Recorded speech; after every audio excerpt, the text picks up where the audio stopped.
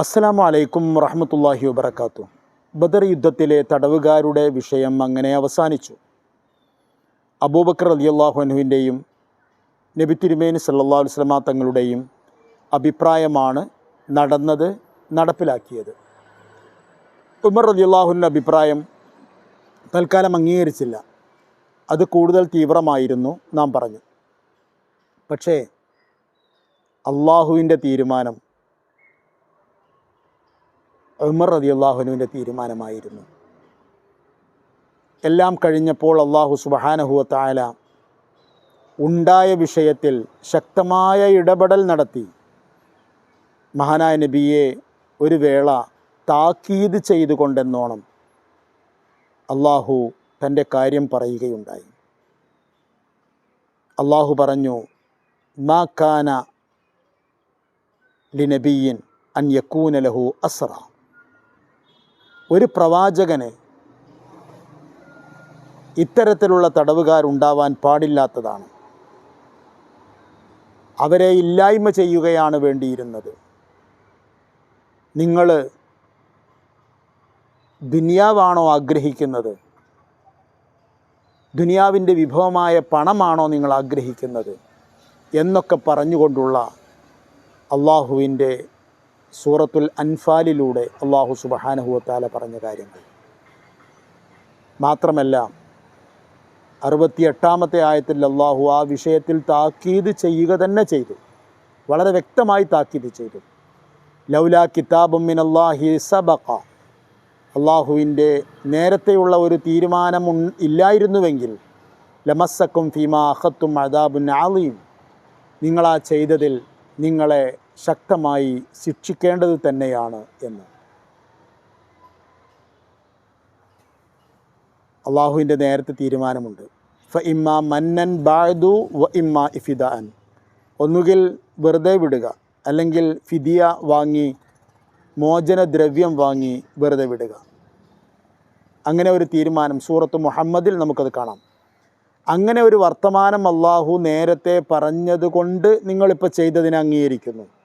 അങ്ങനെ ഒന്ന് നേരത്തെ പറഞ്ഞില്ലായിരുന്നുവെങ്കിൽ നിങ്ങളെ ഞാൻ കഠിനമായി ശിക്ഷിക്കുമായിരുന്നു എന്ന് അള്ളാഹു പറയാണ്. ഇവിടെ നമ്മൾ ഈ സംഭവം ഈ ആയത്ത് ഇറങ്ങിയതോടുകൂടി അബൂബക്കർ റളിയല്ലാഹു അൻഹുവും നബിയും കരഞ്ഞിരിക്കുന്ന ഒരു സാഹചര്യം വരെ ഉണ്ടായി എന്ന് ഉമർ റളിയല്ലാഹു അൻഹു തന്നെ അനുസ്മരിക്കുന്നുണ്ട് ഒരു ഹദീസിൽ. ഇവിടെ നമ്മൾ വേറൊരു കാര്യം കൂടി ഇതിൻ്റെ ഇടയിൽ, ഈ ചരിത്രത്തിൽ അങ്ങനെയാണ്. ചരിത്രത്തിൽ നമ്മൾ കഥകളിങ്ങനെ പറയുകയും കേൾക്കുകയും മാത്രമല്ല, ആ കഥയിലും അതിലുള്ള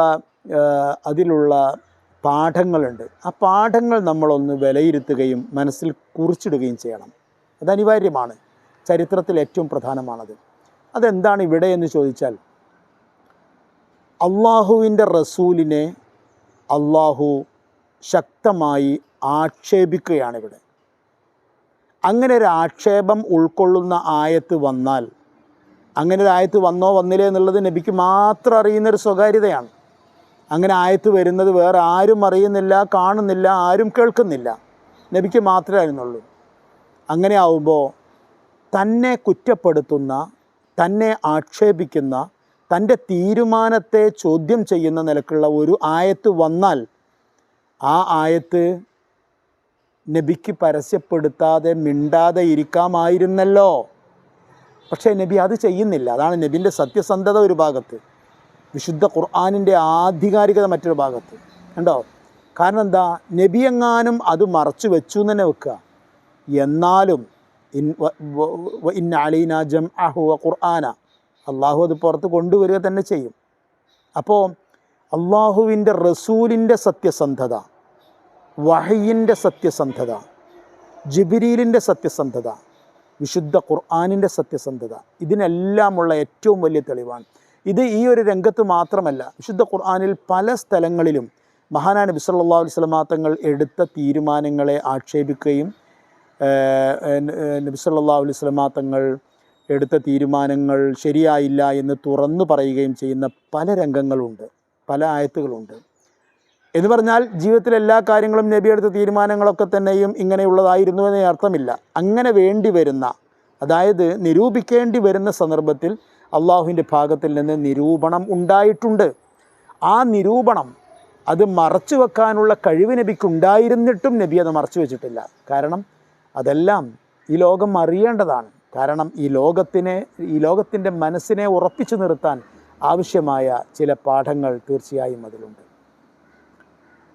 ഇനി നമുക്ക് ആ കാര്യത്തിൽ പറയാനുള്ള ഒരു കാര്യം കൂടിയുണ്ട്. അത് വലിയ ധാർമ്മികമായ മൂല്യങ്ങളുള്ളതാണ്. അതായത് ഇസ്ലാമിലെ ആദ്യത്തെ യുദ്ധ തടവുകാരായിരുന്നല്ലോ ബദറിൽ പിടിക്കപ്പെട്ട 70 പേർ. അവരെ വിട്ടയച്ച കാര്യവും മറ്റു കാര്യങ്ങളൊക്കെ നമ്മൾ പറഞ്ഞു. പക്ഷേ വിട്ടയക്കുന്നതിന് മുമ്പ് അവരെ പാർപ്പിക്കുമ്പോൾ അവരോട് ഇസ്ലാമിക സമൂഹം, ഇസ്ലാമിക ഭരണകൂടം ചെയ്ത ലോകം എന്നും ഓർക്കുകയും ഓമനിക്കുകയും ചെയ്യുന്ന കുറേ ന്യായങ്ങളുണ്ട്, കുറേ സത്യങ്ങളുണ്ട്, മഹത്തായ സമീപനങ്ങളുണ്ട്. അതുകൂടി പറയാം ബദറിൻ്റെ ചരിത്രത്തിൽ തന്നെ. അസ്സലാമു അലൈക്കും വറഹ്മത്തുള്ളാഹി വബറകാതുഹു.